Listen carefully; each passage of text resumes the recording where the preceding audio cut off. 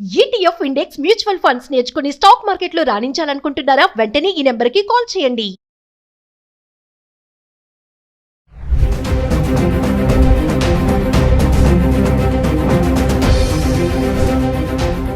నమస్తే, welcome back to Suman TV. Air conditioner, ఏసీని ఎలా వాడాలి, మరి దాని యొక్క కెపాసిటీ ఎలా మెయింటైన్ చేయాలి, అసలు డబుల్ బెడ్రూమ్ ఇంట్లో ఎన్ని ఏసీలు ఉండొచ్చు, కెపాసిటీ ఎలా ఉంటుంది, ఇవన్నీ ఏంటి, ఇవెందుకు మాట్లాడుతున్నారు అనుకుంటున్నారు. రీసెంట్గా చూసుకుంటే హర్యానా, ముంబై, నోయిడాలో ఏసీ కంప్రెసర్లు పేలడము, చాలామంది చనిపోవడం మనం చూస్తున్నాం. రీసెంట్గా హైదరాబాద్లో మణికొండలో అపార్ట్మెంట్లో ఏసీ షార్ట్ సర్క్యూట్ అయ్యి ఒక వ్యక్తి ప్రాణాలు కోల్పోయాడు. మరి ఏసీని ఎలా వాడాలి, ఎలా వాడుతున్నారు, ఆ క్లీనింగ్ అనేది ఎలాగా, టెంపరేచర్ ఎంతలో పెట్టుకుంటున్నారు, మరి చాలా వేడిగా ఉంది ఎండాకాలం కదా అని చెప్పి 16-17లో పెడుతున్నారేమో, జాగ్రత్త. మరి ఈరోజు ఒక్కసారి ఏసీని ఎలా వాడాలి, ఎలా మెయింటైన్ చేయాలి, ఆ కెపాసిటీ ఏంటి, ఇవన్నీ కూడా మీకందరికి తెలియజేయడానికి మణికంఠ గారు ఏసీ టెక్నీషియన్ మనతో పాటు ఉన్నారు. డెమో కూడా మీకు చేసి చూపిస్తాము. ఈ వీడియో ఎక్కడ కూడా పాజ్ చేయకుండా స్టార్టింగ్ నుంచి ఎండింగ్ వరకు చూడండి.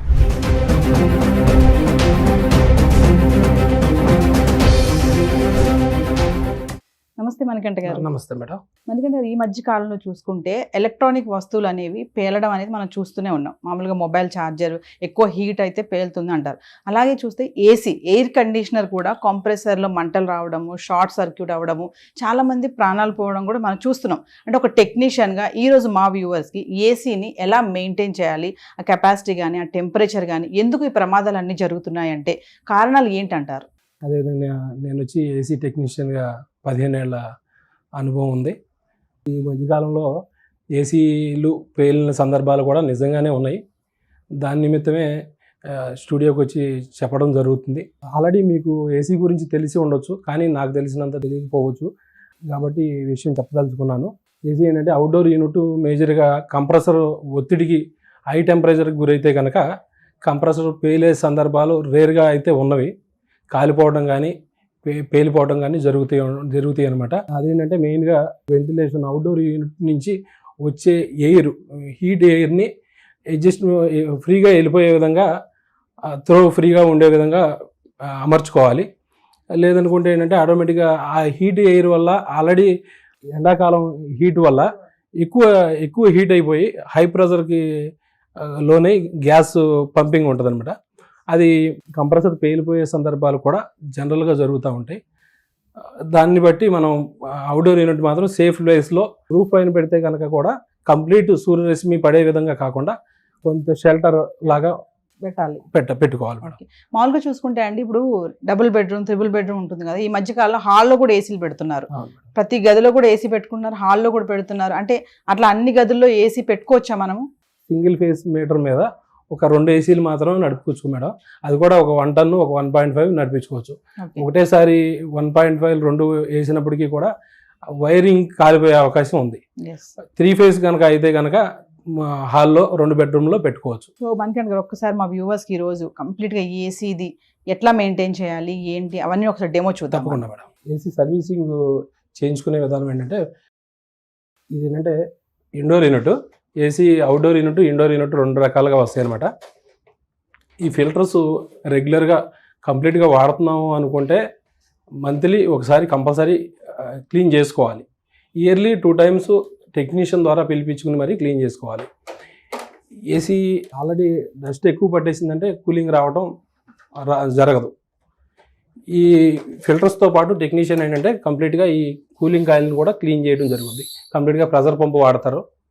ప్రెజర్ పంపు వాడి పూర్తిగా క్లీన్ చేసినప్పుడు ఏంటంటే క్లియర్గా ఎక్కువ కూలింగ్ రావడం జరుగుద్ది. అదేవిధంగా కంప్రెసర్లో కూడా ఇక్కడ కూలింగ్ కాయిల్ ఏ విధంగా ఉంటుందో అక్కడ రేడియేటర్ కాయిల్ ఉంటుంది. ఆ రేడియేటర్ కాయిల్ కూడా ప్రెజర్ పంపుతో కంపల్సరీ క్లీన్ చేసుకోవాలి. లేకపోతే ఏంటంటే డస్ట్ ఎక్కువ జామ్ అయిపోవడం వల్ల దాని నిమిత్తం కంప్రెసర్కి లోడు ఏర్పడుద్ది, ప్రెజర్ పెరిగి పేలే సందర్భాలు కూడా ఉంటాయి మేడం. గ్యాస్ తగ్గినా కూడా హై ప్రెజర్ లోన్ అవుద్ది కంప్రెసర్ అనమాట. హీట్ ఎక్కువ ఇదైపోయి కంపల్సరీ పేలే సందర్భాలు ఉంటాయి. రూమ్ కెపాసిటీని బట్టే ఏసీ పెట్టుకోవాలి. ఒక చిన్న ఏసీని తీసుకుని పెద్ద హాల్లో బిగించేసారనుకోండి, దాని నిమిత్తం నడిచి ఎక్కువసేపు దాని మొయ్యలేని భారం వేయటం వల్ల కంప్రెసర్ మీద ఒత్తిడి గురై ఫెయిల్ అయ్యే ఛాన్సెస్ ఉన్నాయి. అందువల్ల రూమ్ సైజుని బట్టే ఏసీ నిర్ధారించుకోవాలి. ఒక 100 SFTకి 1 ton తీసుకోవాలి, 150 SFTకి 1.5 తీసుకోవాలి. ఈ విధంగా ప్రతిదీ క్యాలిక్యులేటెడ్గా రూమ్ సైజుని బట్టే చేసుకోవాలి మేడం. మణికంఠ గారు, ఇప్పుడు షార్ట్ సర్క్యూట్ అయింది కదా మన మణికొండల అపార్ట్మెంట్ లో, అవును మేడం. ఎందుకు ఏసీ షార్ట్ సర్క్యూట్ ఎందుకు అవుతుంది అసలు? ఆల్రెడీ ఏసీ షార్ట్ సర్క్యూట్ ఏంటంటే మెయిన్గా కంప్రెసర్ ఒత్తిడికి లోనైనప్పుడు యామ్స్ ఎక్కువ తీసుకోవడం తక్కువ తీసుకోవడం జరుగుతూ ఉంటుంది మేడం. పవర్ తక్కువ వచ్చినా ఎక్కువ వచ్చినా ఆ సందర్భాలు ఉంటాయి. అదేవిధంగా వైరింగ్ కనుక సరిగా లేకపోతే వైర్ కాలిపోయే ఛాన్సెస్ చాలా ఎక్కువ ఉన్నాయి.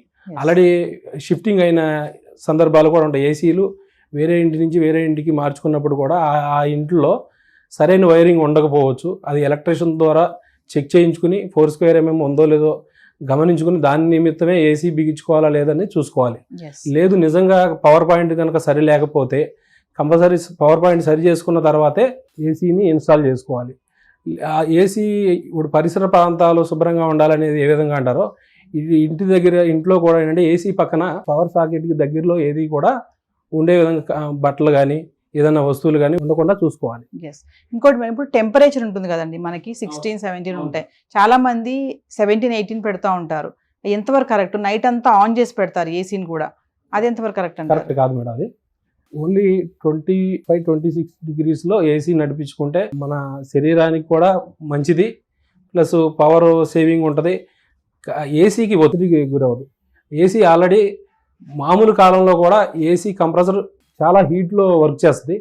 అటువంటిది ఎండాకాలం వేడి పెరిగే కొద్దీ చాలా ఎక్కువ వేడితో రన్ అవ్వాల్సిన అవసరం ఉంటుంది.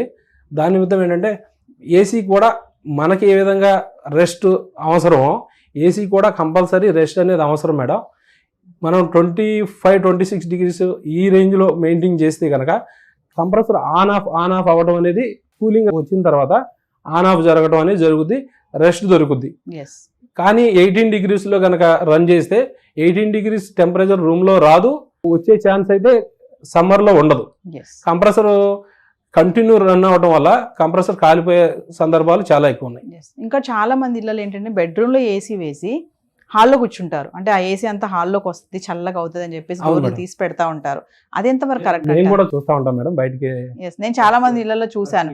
ఎందుకు ఏసీ వేశారు, డోర్ వేయాలి కదా అంటే ఏసీ ఈ రూమ్ లోకి వస్తుంది, చల్లగా అవుతుంది కదా అంతా అంటారు. మరి అది దానివల్ల ఏమైనా ప్రాబ్లమ్స్? దానివల్ల కూడా ప్రాబ్లం. మన కెపాసిటీని బట్టి, మన రూమ్ కెపాసిటీని బట్టి ఏసీ పెట్టుకోవాలి. కానీ మనం ఒక రూమ్లో పెట్టి ఇంకో రూమ్లోకి వచ్చే అంత టైం నడిపించాలంటే కంప్రెసర్ మీద ఒత్తిడి పెరుగుద్ది. ఒత్తిడి పెరిగిందంటే ఆటోమేటిక్గా వైర్స్ హార్డ్ అయిపోతాయి. కరెంట్ వైర్స్ ఏదైతే ఉన్నాయో అవి హార్డ్ అయిపోవడం, షార్ట్ సర్క్యూట్ అవ్వడం అనేది జరిగే సందర్భాలు చాలా చోట్ల ఉన్నాయి మేడం. నార్మల్గా ఎంత టెంపరేచర్లో మనం మెయింటైన్ చేయాలండి ఏసీని? 24 to 26 టెంపరేచర్ సరిపోద్ది మేడం. బాడీకి 100% 24, 26 సరిపోద్ది. ఏసీ వేసుకుని దుప్పటి కప్పుకోవాల్సిన అవసరం ఉండదు. అమ్మో, మీరు 24, 26 అంటున్నారు. చాలా మంది మరి 19, 20లో పెట్టుకుని దుప్పట్లు కప్పుకొని రగ్గులు కప్పుకొని పడుకుంటారు. పెడతారు మేడం, కానీ 18 degrees నిజంగా రాదు. మీరు 18 degrees పెట్టినా 24 degrees పెట్టినా ఏసీ నుంచి వచ్చే ఫ్లో ఏదైతే ఉందో అదే విధంగా ఉంటుంది. సేమ్ 18 degrees పెట్టినా 24. కానీ 18 degrees పెట్టడం వల్ల ఏంటంటే 18 degrees వచ్చే వరకు రూమ్లో వచ్చే వరకు అవుట్డోర్ యూనిట్, మన కనపడని అవుట్డోర్ యూనిట్ నడుస్తూనే ఉంటుంది. నడుస్తూ ఉండటం వల్ల ఆటోమేటిక్గా మీకు పవర్ బిల్లు ఎక్కువ అయిపోద్ది. అదేవిధంగా మనకి బాడీలో కూడా ఇబ్బందులు ఎదురవుతాయి. ఇంకా చాలా మంది ఇన్వర్టర్ తో ఏసీ పెట్టుకుంటారు, స్టెబిలైజర్ అంటారు కదండి, వీటి గురించి ఒకసారి. స్టెబిలైజర్ కంపల్సరీ కావాలి మేడం. ఇప్పుడు వచ్చేవన్నీ కూడా ఇన్వర్టర్ ఏసీలు. ఇదివరకు నాన్ ఇన్వర్టర్ ఏసీలు కొంచెం స్టాండర్డ్గా ఉండేవి, ఏం ప్రాబ్లం అంత త్వరగా ప్రాబ్లమ్స్ వచ్చేవి కాదు. ఇప్పుడు ఇన్వర్టర్ ఏసీలు అవ్వటం వల్ల ఏంటంటే డీసీ పవర్లో కంప్రెసర్ నడుస్తుంది. ఇదివరకు 220 పవర్లో కంప్రెసర్ నడిస్తే 220 పవర్లో నడిస్తే ఇప్పుడు డీసీ పవర్లో కన్వర్ట్ అయ్యి డీసీ పవర్ ద్వారా అంటే పీసీబీ మీద కంప్రెసర్ నడవడం జరుగుతుంది మేడం. పీసీబీలు ఏంటంటే సున్నితం, చాలా సున్నితం కాబట్టి పీసీబీలు కాలిపోయే సందర్భాలు చాలా ఉన్నాయి పవర్ అప్ అండ్ డౌన్ వల్ల. కంపల్సరీ స్టెబిలైజర్ అయితే రిక్వైర్డ్ ఉంటుంది మేడం, కానీ నాట్ రిక్వైర్డ్ అని రాస్తారు. అయినప్పటికీ దాని పనితనం వేరు, స్టెబిలైజర్ పనితనం వేరు మేడం. ఇన్వర్టర్ మీద ఏసీలు నడపకూడదు మేడం. ఏసీలు నడపడం వల్ల షార్ట్ సర్క్యూట్ అయ్యే ప్రమాదాలు చాలా ఉన్నాయి. స్మాల్గా రీసెంట్గా చూసుకుంటే షార్ట్ సర్క్యూట్ ఒకటి, కంప్రెసర్ పేలడం అనేది, ఏసీలు పేలడం అనేది ఇది కొంచెం వింతగానే అనిపిస్తుంది చాలా మందికి. మరొక్కసారి ఫైనల్గా మా వ్యూవర్స్ కోసం అండి, ఎంత టెంపరేచర్లో మెయింటైన్ చేయాలి, ఏంటి క్లీనింగ్ సెక్షన్, సర్వీసింగ్ ఎప్పుడెప్పుడు చేయించుకోవాలి, ఇవన్నీ ఒకసారి. సర్వీసింగ్ వచ్చి మేడం రెగ్యులర్గా వాడే విధంగా ఉంటే కనుక వాళ్ళుగా ఫిల్టర్స్ అయితే టెక్నీషియన్ వచ్చినప్పుడు చూపిస్తాడు. ఓన్లీ ఈ ఫిల్టర్స్ క్లీనింగ్ చేసి కూడా మీరు అంటే కూలింగ్ తగ్గింది అనిపిస్తే కనుక ఫిల్టర్స్ క్లీన్ చేసుకుని మీరు వాడుకోవచ్చు. అదేవిధంగా మినిమం 6 monthsకి కంపల్సరీ టెక్నీషియన్ పిలిపించి outdoor unit, indoor unit compulsory cleaning అయితే మస్ట్ అండ్ షుడ్ మేడం. ఖచ్చితంగా సర్వీసింగ్ చేయించుకోవాలి. చాలా మంది ఇంట్లో వాళ్ళే కూడా క్లీన్ చేసేసుకుంటారు కదా, మాకు తెలుసులే అనేసి. అది ఎంతవరకు కరెక్ట్ అంటారు? అంటే మేడం ఓన్లీ కొంతవరకు మాత్రమే చేయగలుగుతారు.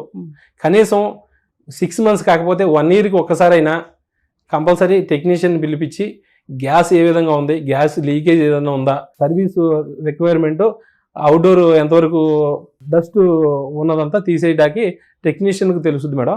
వీళ్ళకి తెలియదు. అందులో పవర్ ఆపకుండా పనిచేస్తే ప్రాణాలకే ప్రమాదం రావచ్చు. మణికంఠ గారు, మామూలుగా అసలు ఏసీ కూలింగ్ ఎలా అవుతుంది?